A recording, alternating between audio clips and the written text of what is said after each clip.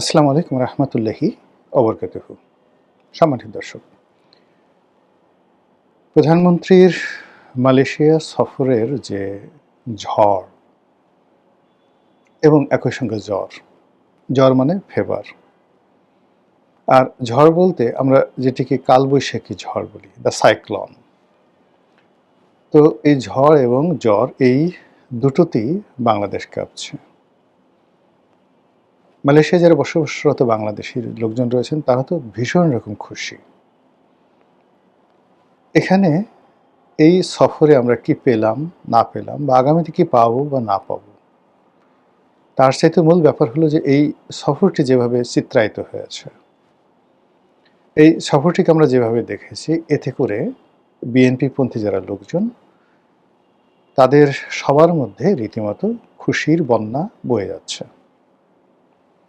আর অন্যদিকে যারা বিএনপি বিরোধী লোকজন, বিশেষ করে আওয়ামী লীগের যারা লোকজন রয়েছেন, তাদের একেবারে মন খারাপ, ভীষণ রকম মেজাজ গরম হচ্ছে, রাগ হচ্ছে যে কি করে সারা জীবন যাকে তুচ্ছ-তাচ্ছিল্য করলাম, যাকে গালাগাল করলাম, যাকে বালক বললাম, লেখাপড়া জানে না, ইত্যাদি ইত্যাদি নানা রকম দুষ্ট প্রডিগাল বয়, তারপর শেষে মানে কি না বলেছি, সেই হাওয়া ভবন, খাম্বা, হাম্বা ইত্যাদি নানা রকম কারেন্ট ঠারেন্ট বলে গালাগালি করে কত গান ঠান বাজালাম। আর সেই মানুষটিকে মালয়েশিয়ার প্রধানমন্ত্রী আনোয়ার ইব্রাহিমের মতো বিশ্ববরেণ্য একজন রাজনীতিবিদ, সিজেন্ট, তার মতো মানুষ তাকে বন্ধু হিসেবে স্বীকৃতি দিলেন।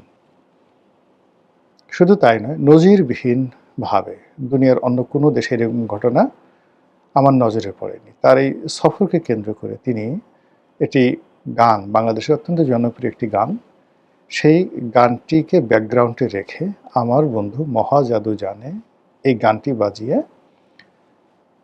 ওই সফরের যে বিভিন্ন স্টিল ছবি বা ভিডিও ফুটেজ, এগুলো সব একত্র করে মালয়েশিয়ার প্রধানমন্ত্রীর যে সরকারি ওয়েবসাইট রয়েছে বা পেজ রয়েছে, সেখানে এটিকে আপলোড করা হয়েছে।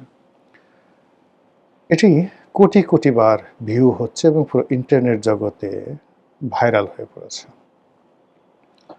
এবং এই ভাইরাল ঠিক যে জামাল কুদু, বোম্বের যে বিখ্যাত একটা গানের যে লিরিক্স, ভীষণ রকমভাবে কিন্তু জামাল কুদু জামাল কুদু, এই গানটি যেভাবে ভাইরাল হয়ে পড়েছিল, এইভাবে আমার বন্ধু মহাজাদু জানে এটি এখন বলতে গেলে ভাইরাল হয়ে পড়েছে। বিএনপি লোকজন তো অবশ্যই খুশি, কিন্তু বাস্তবতা হলো যে আমরা এখান থেকে আসলে কি পেলাম। আমার বন্ধু মহা জাদু জানে,